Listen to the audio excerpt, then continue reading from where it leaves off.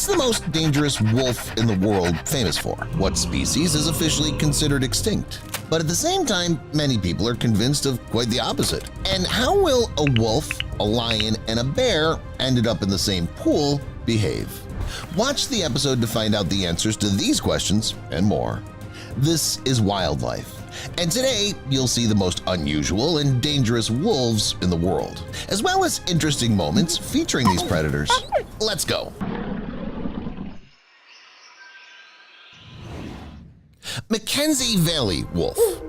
A predator can grow to an impressive 3.2 feet in height and weigh more than 130 pounds. This is the Mackenzie Valley wolf, or as it's also known, the Alaskan timber wolf. This creature is one of the largest wolves in the world. That's not all to be proud of. Let's start with the fact that this wolf has adapted to the weather conditions of its area.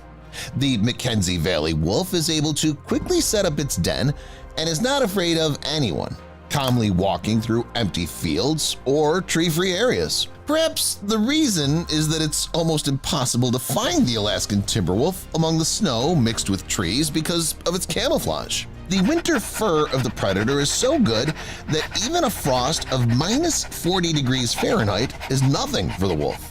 Yes, at the same time, the nose freezes, but at such times the wolf covers its face with a shaggy tail and waits out the weather. In the summer, the wolf sheds its fur and doesn't suffer from heat. However, no matter how cool your coat is, it's important to be physically adapted to any conditions. And the wolf stands its ground in this sense. All its limbs are insanely strong and thick, the envy of all the other wolves. When trotting through deep snow, the predator doesn't lose speed. The power of the Mackenzie Valley wolf is enough to overcome the resistance of dense snow, and the height of its limbs helps in taking any barriers. An average representative of this species walks up to 71 miles per day and jumps 11 to 13 feet in length. In addition, the climate in which it grew up unwittingly contributed to its great physical training. Due to the fact that the wolf constantly breathed cold air, its lungs developed to the max and gave the predator an almost endless supply of energy, and it would be impossible not to take advantage of it. The Mackenzie predators use running as the basis for capturing prey. If in an equal battle it may be difficult to defeat a moose or a bison, they can always exhaust them. These wolves don't care whether there will be one or several predators against them. If the worst comes to the worst, they can ask for support from their congeners. It's interesting that the size of a wolf pack is commensurate with the area of the occupied territories and the season of the year. The larger the territory, the more wolves there are in it. Thus, a pack usually has 8 to 9 wolves in a spatial area of about 200 square miles. As the territory grows up to 230 square miles, the number of wolves increases to 10 to 11. With the onset of spring, the pack hastily breaks into pairs, and with the start of the fall, the wolves move to their family nest. You'd think that Alaskan timber wolves would have to stockpile so that there's always enough food, even in a crisis. In addition, they live in a natural fridge, as if fate itself hints them to lead such a lifestyle. But that's not the case. This wolf doesn't stockpile. It wants fresh food. If the wolf is full and there's still meat left, it'll simply leave the body and not return to it. A passing bear or a fox will get this carry-on.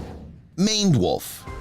And now I'm going to tell you about perhaps the most unusual of the Canidae family. This is the maned wolf, a creature that lives in South America.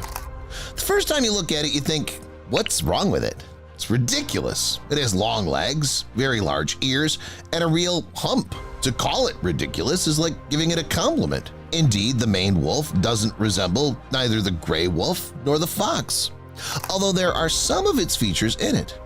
Having no close kinship with any dogs from other continents, maned wolves form their own genetic lineage. The length of their body is usually 4.1 to 4.2 feet. The height doesn't exceed 2.9 feet. They weigh about 44 pounds. Their main feature, as you've already realized, are legs. They're long and strong enough so they can safely move on the most difficult terrain, among tall grass and many rocks. These creatures live alone. They almost never gather in any packs. Scientists have not yet had time to study them well enough, but according to one theory, this is because of their unusual diet. Maned wolves can eat both animals and vegetation. Moreover, almost 50% of their food is grass. So it's logical that there's no need and help from relatives with which they would have to share it. Tasmanian wolf. This species can be considered truly legendary. Even those who have nothing to do with biology and allied sciences have heard about it. There are several reasons for this. First, the Tasmanian wolf became extinct not so long ago. Secondly, it's incredibly beautiful and striped at the same time. Third, the wolf doesn't want to be considered extinct. Take it how you want. The Tasmanian wolf belonged to the order of predatory marsupials, or Dasyomorphia. This animal did not have any kinship with the well-known wolves from the Canidae family, and the name wolf was given by European settlers who simply saw some similarities between them. The thylacine, so this creature was also called, was a fairly large predator. The weight of adults was from 33 to 66 pounds, and the length of the body from the tip of the muzzle to the base of the tail could exceed 4.2 feet. Its fur was short and thick, like that of ordinary wolves, but it had one peculiarity. It had 13 to 19 transverse dark stripes that started behind the shoulder blades. Because of this feature, this wolf is also called the Tasmanian tiger. Another reason why I would also not mind giving it the title of the tiger is very powerful jaws. They could open 120 degrees while having 46 teeth inside. Such impressive size, and at the same time the magnificent advantages given by nature, made the marsupial wolf a real monster of its habitat. It had no trouble dealing with all its opponents. The only thing it could not oppose was Mother Nature and people with guns. Climate change, along with constant hunting and lust for bounty, caused the species to become extinct. Or not. Some locals still confidently claim that the thylacine survives in the inaccessible mountain forests of Tasmania. In recent years, there have been reports like a wolf-like animal got caught on CCTV. Do you think the thylacine may still be alive? Interior Alaskan wolf. In contrast to one of the rarest and probably extinct species, I would like to tell you about the most common wolf in North America, the interior Alaskan wolf. It's such a frequent visitor there that people who live near the forest may have the following footage in their archives. It shows the interior Alaskan wolf coming to see the people of northern Minnesota. Fortunately for the people, they were not home at that moment and the predator passed by.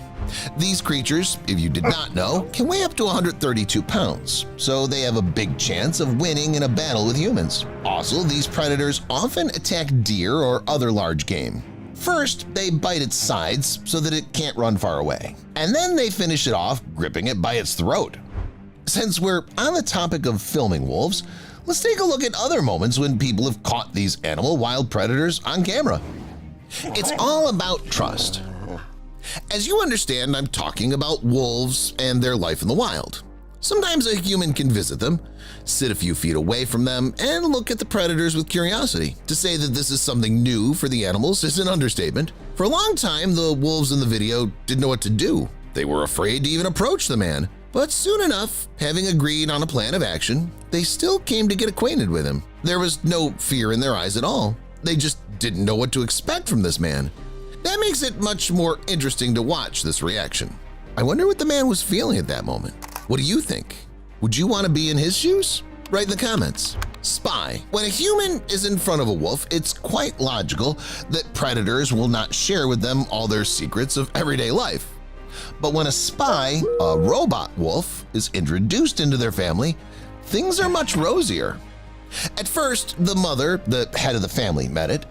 Its greeting didn't take long, and it peed on the robot. But don't regard this as a gesture of disrespect. In our case, it will only play into the wolf's hands. It'll be much easier for the pups to make friends with the robot. It wasn't long before the pups were hungry. Mother's milk is not enough at their age, so the adults must gather in a pack and go hunting. And that's exactly what they did.